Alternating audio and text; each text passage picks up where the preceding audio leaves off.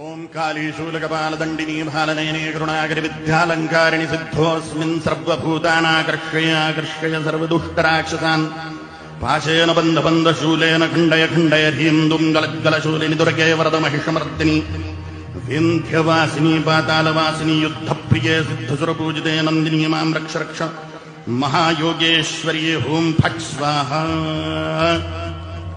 ओम कालीशूलकपालदण्डिनी भालनयने करुणाकरि विद्यालङ्कारिणि सिद्धोऽस्मिन् सर्वभूतानाकर्षय सर्वदुष्टराक्षसान् पाशेन बन्धशूलेन खण्डय खण्डय ह्रीन्दुम् गलज्जलशूलिनि दुर्गे वरदमहिषमर्दिनि विन्ध्यवासिनी पातालवासिनी युद्धप्रिये सिद्धसुरपूजिते नन्दिनी मां रक्ष रक्ष महायोगेश्वर्ये ॐ फट् स्वाहा।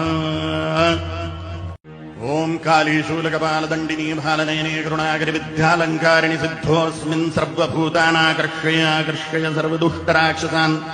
पाशेन बन्धशूलेन खण्डय खण्डय ह्रीन्दुम्